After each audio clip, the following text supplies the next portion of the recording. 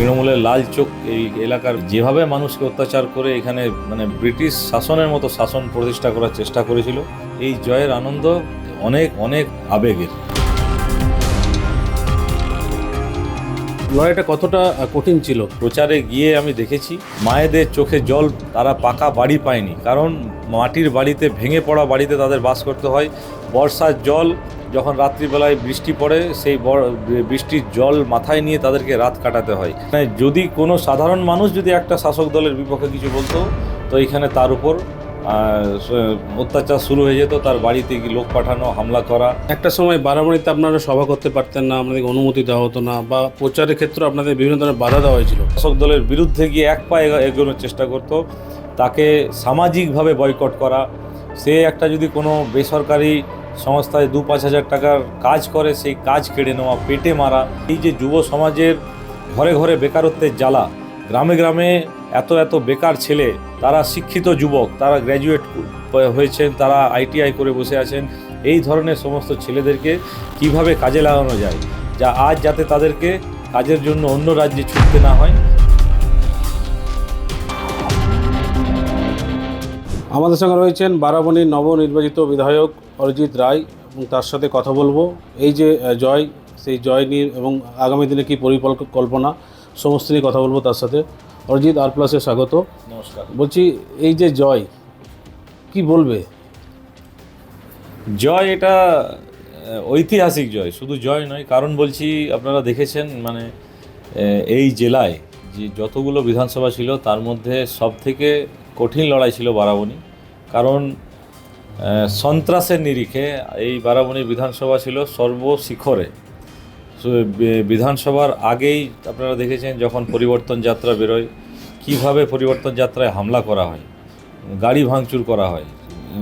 তাছাড়াও এই 15 বছর ধরে এখানের বারাবণীর কার্যকর্তারা যেভাবে সন্ত্রাসকে মোকাবিলা করে আজ ভারতীয় জনতা পার্টির ঝান্ডাকে আগে নিয়ে গেছে। তৃণমূলের লাল চোখ এই এলাকার বিধায়ক, এই এলাকার সভাপতি যেভাবে মানুষকে অত্যাচার করে এখানে ব্রিটিশ শাসনের মতো শাসন প্রতিষ্ঠা করার চেষ্টা করেছিল, তার বিরুদ্ধে লড়াই করেছি। তাই এই এত লড়াইয়ের পর এই জয়ের আনন্দ অনেক অনেক অনেক আবেগের। বলছি, 3বারের বিধায়ক, আসানসোলের মেয়র বিধান উপাধ্যায়কে আপনি হারিয়েছেন। লড়াইটা কতটা কঠিন ছিল, কতটা চ্যালেঞ্জ ছিল আপনার কাছে? না, দেখুন, চ্যালেঞ্জ তো ছিল। বিভিন্ন সমীক্ষা থেকে শুরু করে বা আপনারা যারা সংবাদ মাধ্যম আছেন, অনেকেই বলেছেন যে এই বারাবণী হলো ওদের দুর্ভেদ্য ঘাঁটি, তো এটা জেতা খুব শক্ত। তো স্বাভাবিকভাবে তখনই মনে সংকল্প নিয়ে এই লড়াইটা শুরু করেছিলাম, এবং শুরুর দিন থেকে লড়াই চোখে চোখ রেখে করেছি তৃণমূলের সঙ্গে। তো মনে যে সংকল্প ছিল যে এই দুর্ভেদ্য ঘাঁটিকে ভেদ করব, এবং সেটাই করে দেখিয়েছি। আমরা প্রথম থেকেই যখন প্রচারে ছিলাম, মানুষের শারীরিক ভাষা আমি দেখেছি। মানুষের সেই শারীরিক ভাষায় আত্মপ্রকাশ পাচ্ছিল, যে তারা বলছিল যে অরিজিৎ এগিয়ে চলো, লড়াইটা দাও, আমরা বারাবণীর জনগণ সাথে আছি। তাই যখনই যারা বলেছে যে এত বড় শক্তির সঙ্গে লড়াই, আমি তাদেরকে বলেছি যে এইখানে গণতান্ত্রিক পদ্ধতিতে সবথেকে বড় শক্তি মানুষের শক্তি, এবং বারাবণীর আপামর জনগণ, যুব সমাজ, মহিলা শক্তি, সর্বস্তরের বয়স্ক বৃদ্ধ সবাই মিলে আমাকে আশীর্বাদ করেছেন। তার জন্যই আজকে এই গড় থেকে তৃণমূল সাফ হয়ে গেছে। বলছি, একটা সময় বারাবণীতে আপনারা সভা করতে পারতেন না, আপনাদেরকে অনুমতি দেওয়া হতো না, বা প্রচারের ক্ষেত্রে আপনাদের বিভিন্ন ধরনের বাধা দেওয়া হয়েছিল, এবং তারপরে আপনার জয়লাভ, কি বলবেন? না, এটাই তো আমি আপনাদেরকে বলছি যে এই জয়, এই অপশাসনের জয়, এই অত্যাচারের বিরুদ্ধে জয়। এই যে মানুষ রায় দিয়েছে, আপনারা কল্পনা করতে পারবেন না যে এখানে কিভাবে শাসন চলেছে। যে আপনি এই জয়ের পর থেকে আজকে প্রায় 7 দিন হতে চললো, এখনও অবধি যে হারে মানুষের ঢল আমার এই অফিস বলুন বা আমাকে আসছে, অভিবাদন দিচ্ছে, সম্বর্ধিত করছে, তো মানুষের মধ্যে দেখছি যেন একটা শুধু ভোট জেতা নয়, এটা একটা স্বাধীনতা লাভের উপলব্ধি। কারণ 15 বছর মানুষকে গলা টিপে রাখা হয়েছিল, মানুষ খোলা মনে শ্বাস নিতে পারতো না। বিজেপি ছাড়ুন, বিজেপির কথা ছাড়ুন, এখানে যদি কোনো সাধারণ মানুষ যদি একটা শাসক দলের বিপক্ষে কিছু বলতো, তো এখানে তার উপর অত্যাচার শুরু হয়ে যেত, তার বাড়িতে গিয়ে লোক পাঠানো, হামলা করা। শুধু সেটা না, মানে কোনো যদি কেউ শাসক দলের বিরুদ্ধে গিয়ে এক পা এগোনোর চেষ্টা করত, তাকে সামাজিকভাবে বয়কট করা।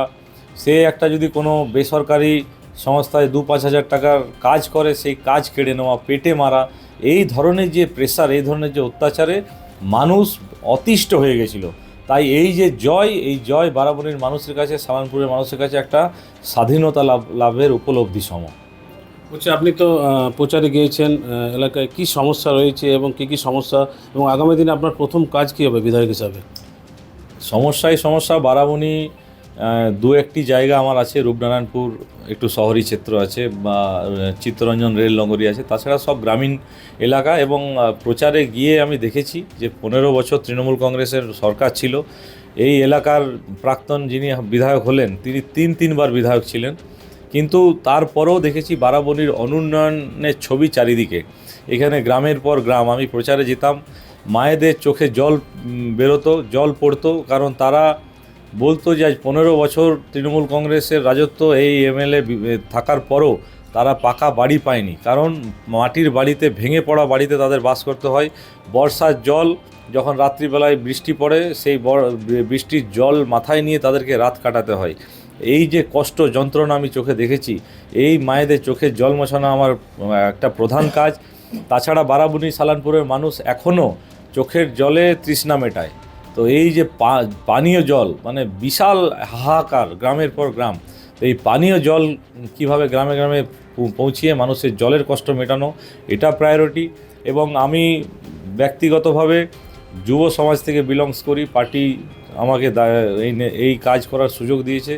তাই আমি যেটা অনুভব করেছি যে 15 বছর এইখানের বিধায়ক থাকার পরও, তাদের সরকার থাকার পরও একটা কোনো কর্মসংস্থানের ব্যবস্থা করেনি, কোনো ভারী বৃহৎ শিল্প এখানে স্থাপন করার চেষ্টাও তিনি করেননি। তাই এই যে যুব সমাজের ঘরে ঘরে বেকারত্বের জ্বালা, গ্রামে গ্রামে এত বেকার ছেলে, তারা শিক্ষিত যুবক, তারা গ্র্যাজুয়েট হয়েছেন, তারা ITI করে বসে আছেন, এই ধরনের সমস্ত ছেলেদেরকে কিভাবে কাজে লাগানো যায়, যাতে তাদেরকে কাজের জন্য অন্য রাজ্যে ছুটতে না হয়, সেটা একটা মনে সংকল্প আছে, যেন 5 বছরের মধ্যে কোনো একটা বড় শিল্প এনে কিছু ছেলেদের কর্মসংস্থানের ব্যবস্থা করতে পারি। এইগুলো বেসিক প্রায়োরিটি আছে। বাকি সমস্ত যে পঞ্চায়েতের কাজে ঢিলেমি আছে, পঞ্চায়েতের কাজ হয়নি, মানে রাস্তাঘাট, নিকাশি ব্যবস্থা খুবই খারাপ, রাস্তার উপর দিয়ে ড্রেনের জল যায় বিভিন্ন গ্রামে। তো এই সমস্ত যে একটা বিরাট বড়, আমার মনে হয় ভোট জেতা অবধি ছিল একটা আলাদা চ্যালেঞ্জ, এখন থেকে আবার নতুন চ্যালেঞ্জের মুখোমুখি, যে মানুষ যে এত দুহাত ভরে আশীর্বাদ করেছেন, সেই তাদের প্রত্যাশা যেন আমি তাদের পূরণ করিয়ে মুখে হাসি ফোটাতে পারি, এটাই বারাবণীর মানুষের কাছে আমার চেষ্টা থাকবে, এবং সবারই আশীর্বাদ নিয়ে যেন সেই কাজে আমি সফল হই। আমরা কথা বললাম বারাবণী নবনির্বাচিত বিধায়ক অরিজিৎ রায়ের সাথে, এবং তিনি জানান যে আগামী দিনে তার লক্ষ্য যে বারাবণীতে উন্নয়ন করা এবং যুব সমাজের যে কর্মসংস্থান তার ব্যবস্থা করা। আসানসোল থেকে ছোটন সেনগুপ্ত, আর+ নিউজ।